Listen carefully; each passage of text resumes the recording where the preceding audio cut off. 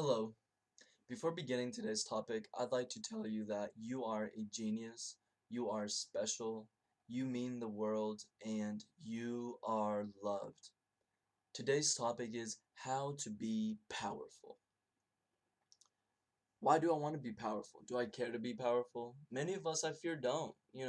We're just get up and put on the old shirt and put on this paradigm of the best way to utilize my mental power is by not utilizing my mental power, and we're just going to go and I think in Sanskrit the term Shakti means all those insights that we get that facilitate us keeping ourselves from using our brain.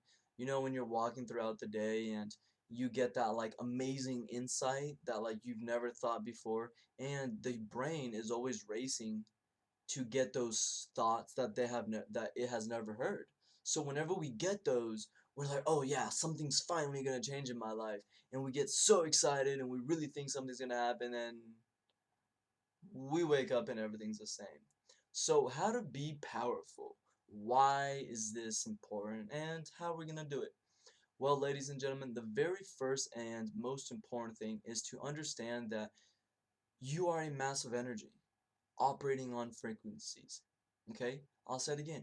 You are a mass of energy operating on frequencies. If you don't think you're energy, let me ask you this. You die. Today you die. Okay, we put you in a box. 10 years down the road, answer me this. If you're not made of energy, why does your body look different after being under the ground for 10 years? Because something that doesn't have energy, by all science, there would be no change made, right? Unless an external something comes and like beats it up or something. So, hey, maybe that's your loophole, but we're not going to get into it. We're going to get into your massive energy operating on frequencies, and what does this mean? Okay? Well, we have to accept this to then say, what frequency do I want to operate in? How powerful do I want to be? Well, I'll tell you what I believe is the most powerful. The most powerful tool. Let me digress. Let me digress and say you have three instruments available to you. Three. You have your body, and the body holds two other instruments. You have the brain and the heart.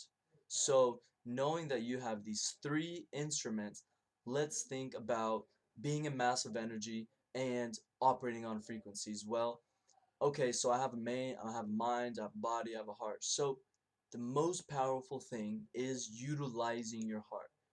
Okay? What this means is that using the heart, what the heart allows is the greatest gift humans have is to maintain a chosen emotion, sensation for as long as they want to with no side effects. Again, the greatest gift to the human being is the power to consciously decide what sensation, emotion it wants to feel and feel that. That's huge because it doesn't matter what happens. Life can come knocking at my door. We can say my boss, the devil, X entity, or whatever can come knocking at my door. But the only thing that's going to turn off how I'm feeling inside is myself. Once you understand that, once you accept that, once you live that life, you're going to look at life as, okay, now I'm a creator. Now, it doesn't matter what happens, what's said, or what's done. I'm going to go out there. I'm not going to be a being living from space-time, but I'm going to be living a time-space reality and take my infinite time, which is built on the elevated emotion you choose, and you're going to move through space. Now that's something phenomenal. That's called power. So again, there's three instruments in the body. You have the body, and it holds two, the brain and the heart. understanding that you are these three instruments and you can calibrate them and tweak them and use them, that's going to be how you become powerful. And lastly, I'll share with you the definition of success that was built from Earl Nightingale. He says success is having an ideal, having a worthy ideal, and progressively chasing it. No, I've said that wrong. Success is having a worthy ideal and continually moving towards it. So, what does that mean? Why is this successful? If your goal is to be a teacher and you're doing the community service in elementary schools, and after that, you're going through college in lieu of that degree, you are a success. If your goal is to have a husband with brown hair, green eyes, 6'6", and you're out there looking for that husband, you are a success by these definitions. Why do I accept this? Because only now I can determine if I'm being successful, right? And accepting this, let's say my goal is to have reach 1 million people. If tomorrow I don't do something that's going to get me closer, if I'm not progressively trying to reach that goal, then I can check myself and say, you know what, today you weren't successful. So become conscious of what you are. You're a body that has a brain and a heart.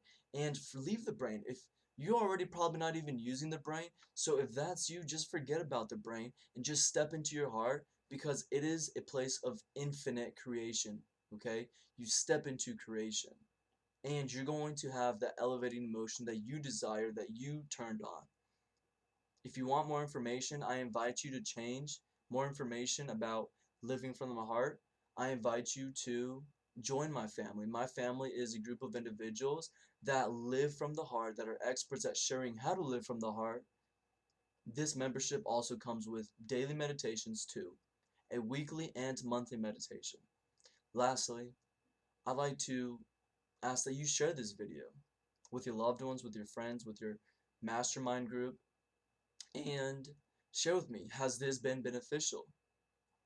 What do you do to be powerful? What are your techniques? How do you operate? On what frequency do you operate?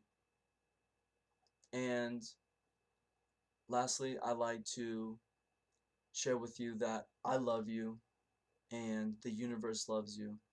And till next time, hope to see you on the side of light.